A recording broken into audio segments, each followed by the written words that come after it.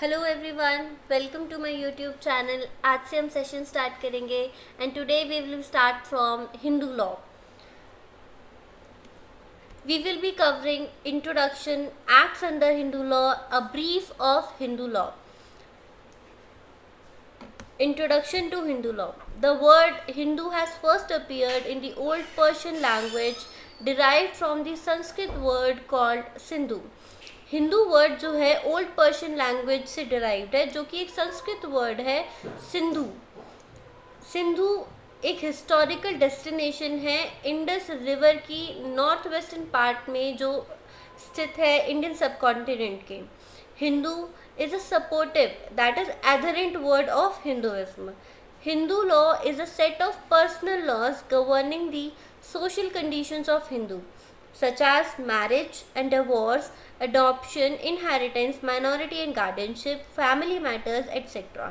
Hindu law क्या है? एक सेट ऑफ पर्सनल लॉज है. मतलब हम सारे के सारे जो पर्सनल लॉज है उनका एक होल मेन लॉ है हिंदू लॉ, जिसमें हम सारे रूल्स, पर्सनल रूल्स क्या, हमारे कस्टम्स, यूजेज क्या कहते हैं, वो सारा हम एक जगह इकट्ठा करके एक हिंदू लॉ बनाया हमने, जो सब कुछ कवर करेगा हिंदूज़ की सोशल कंडीशंस में, जैसे marriage, divorce, adoption, inheritance, minority, guardianship, family matters. ये उसके सब टॉपिक्स एंड सब मेन हेडिंग्स रहेंगे.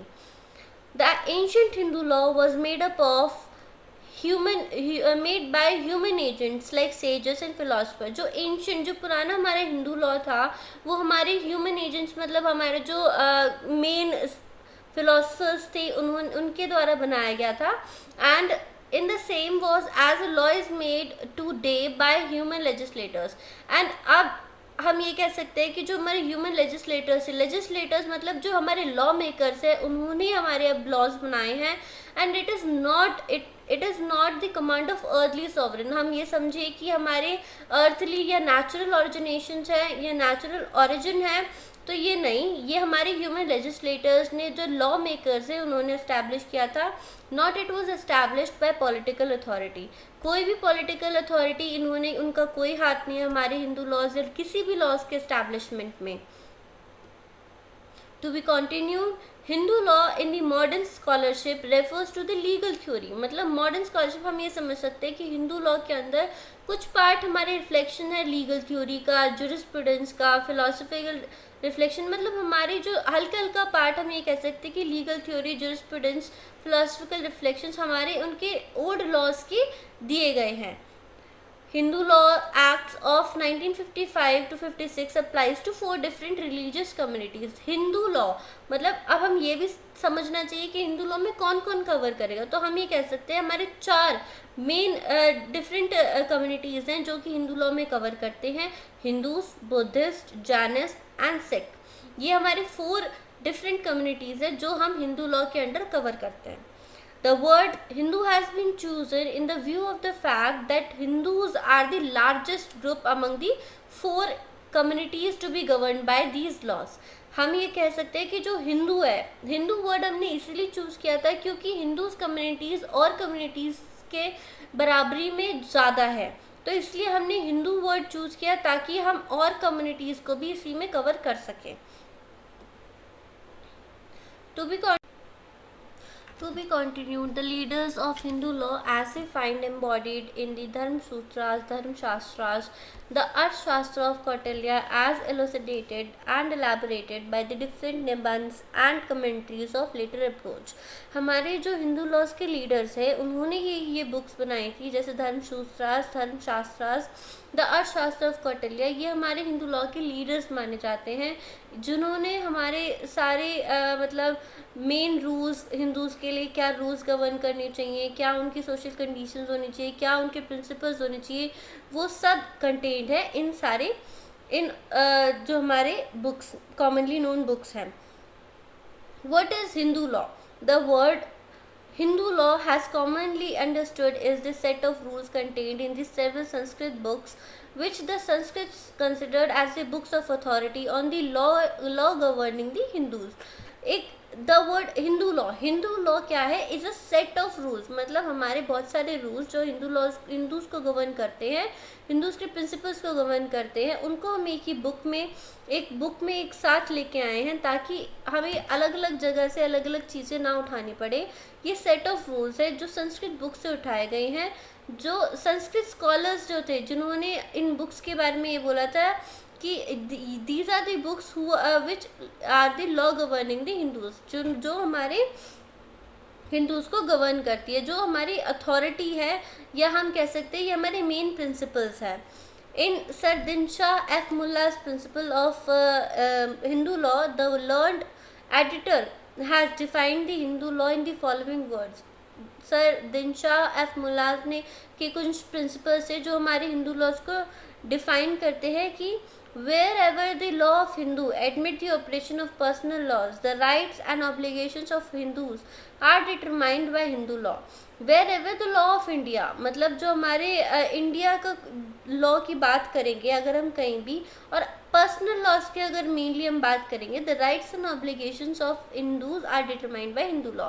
जो भी राइट्स, जो हमारी लाइबिलिटीज़, ड्यूटीज़, कुछ भी, सब कुछ हमारे क्या डिटरमाइन करेगा, किसके अंडर आएंगे, हिंदू लॉज के अंडर आएंगे। That is traditional law, sometimes called the law of his religion, मतलब जिसको हम ट्रेडिशनल लॉ कह सकते हैं कि जो हिंदूज़ को गवर्न करता है, जो उन्हें रूल्स, रेगुलेशंस, प्रिंसिपल्स बताता है।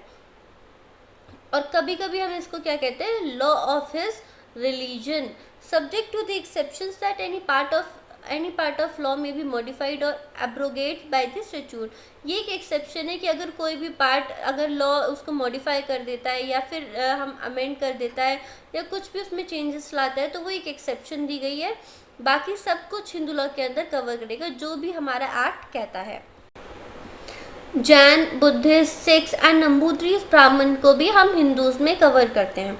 हिंदूज बाय बर्थ, जो ऑलरेडी मतलब by birth Hindus and who had renounced Hinduism, जिन्होंने हिंदुइज्म को एक्सेप्ट किया है but reverted back to Hindu faith after performing the prescribed religious site. और कैसे हिंदुइज्म को रिनाउंस, उसके बाद वापस रिनाउंस करने के बाद उन्होंने हिंदू फेथ को एक्सेप्ट किया है, परफॉर्मिंग उनके जो रिचुअल्स है सब कुछ उन्होंने अच्छे से रिचुअलिस्ट तरीके से उन्होंने हिंदू फेथ को एक्सेप्ट किया है।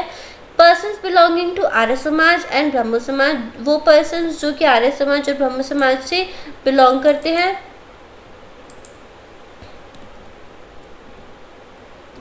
नेक्स्ट, अंडर कॉडिफाइड लॉ मतलब जो अब एग्जिस्टिंग लॉ है, जो हमारा लॉ बन चुका है, section 2 of Hindu marriage act 1955 provides that the act applies to the persons listed below, मतलब वो persons जो भी इसमें सेक्शन 2 के अंदर गारंटेड हैं, दिए गए हैं, वो उनके ऊपर अप्लाई करता है। The act applies to any person who is Hindu by religion in any of its form or development including Vaishnava and Lingyat or follower of Brahma, प्रार्थना और आर्य समाज। जो ये समाज है इन सबको अगर वो फॉलो करता है, जैसे वैष्णव, लिंगायत या ब्रह्मा समाज, प्रार्थना, आर्य समाज, इन सबको अगर वो कोई पर्सन फॉलो करता है, वो बाय रिलीजन वो हिंदू कहलाएगा। Any person who is Buddhist, Jain और सिख बाय रिलीजन, कोई पर्सन जो कि बुद्धिस्ट है, जैन है, सिख है, वो भी हिंदू कहलाएगा। Any person domiciled in India who is not Muslim, Christian, Parsi or Jew by religion unless it is proved that any person would not have been governed by Hindu law or by any custom, usage or a part of that law in respect of any of the matter dealt with the act if this act has not been passed। वो person जो domiciled person है और मुस्लिम नहीं है, Christian नहीं है, पारसी नहीं है और जू नहीं है रिलीजन से, अनलेस अगर वो प्रूव होता है कि वो पर्सन हिंदू लॉ से गवर्न नहीं करता है, वो हिंदू कहलाया जाएगा। हिंदू लॉ के अंदर हम कौन कौन से एक्ट्स कवर करेंगे? हम एक्ट्स कवर करेंगे Hindu marriage act 1955, Hindu succession act 1956, the Hindu minority in guardianship act 1956, Hindu Adoption and Maintenance Act 1956, the Hindu Disposition of Property Act 1916, Family Courts Act 1984, Prohibition of Child Marriage Act 2006, the Anand Marriage Act 1909, the Personal Laws Amendment Act 2019। Thank you. If you liked our video, please comment, share, and subscribe our channel, please.